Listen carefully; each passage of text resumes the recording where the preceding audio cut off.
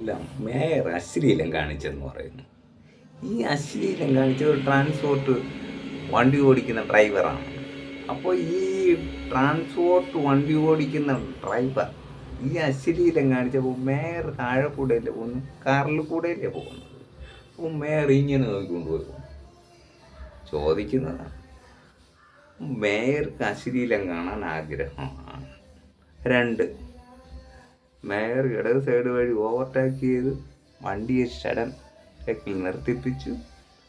ആ വാഹനം ഓടിക്കുന്ന അവനോട് ഇറങ്ങാൻ പറഞ്ഞു, ഗുണ്ടായുസം കാണിച്ചു. അത് പോയിട്ട് മേയർ അടുത്ത് കാണിച്ചെന്നറിയ ഇറങ്ങലായിരുന്നു പുറത്ത്.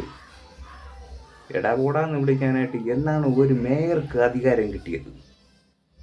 മേയർക്ക് അതിനുള്ള അധികാരവും ധിക്കാരവും ഇല്ല.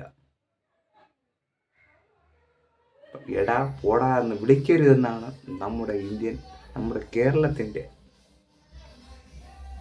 വ്യവസ്ഥ. പക്ഷെ മേയർ കാണിക്കേണ്ട എല്ലാവിധ പദ്ധതികളും ചെയ്തിട്ട് സ്ത്രീ സംരക്ഷണം, സ്ത്രീക്ക് എന്ത് സംരക്ഷണം ഒഴിക്കുന്നു? സ്ത്രീ പോക്കരിത്തനവും കാണിച്ചിട്ട് സംരക്ഷണം വേണമെന്ന് പറഞ്ഞാൽ ഇത് നാട്ടിൽ നടക്കുന്ന കാര്യമാണോ? ചിന്തിച്ചു നോക്കണം. അദ്ദേഹം വാഹനം ഉറക്കം മുഷിഞ്ഞ് വാഹനം ഓടിച്ചുകൊണ്ട് പോകുന്ന അദ്ദേഹം എങ്ങനെ ഇവർക്ക് നഗ്നയായിട്ട് നിന്ന് കാണിക്കാൻ പറ്റും? അപ്പോൾ ഈ ബാക്കിലൊക്കെ ഇരിക്കുന്ന ആൾക്കാർ മണ്ടന്മാരായിരിക്കും. ജനങ്ങളെ നിങ്ങൾ മണ്ടരാക്കിയിരിക്കുകയാണ്. നിങ്ങൾ അടുത്ത ഇലക്ഷൻ വർക്കിന് പോകുമ്പോഴത്തേക്കും എന്ത് കാര്യം പറഞ്ഞ് വോട്ട് പിടിക്കും? എന്നെ ഇത് അശ്ലീലം കാണിച്ചു എന്ന് പറഞ്ഞ് വോട്ട് പിടിക്കുമോ? അയ്യേ, ഇത്രയും നാണം കെട്ട ഇടപാട്. ഇതിനേക്കാൾ നിങ്ങൾ രാജിവെച്ചിട്ട് പോകണം.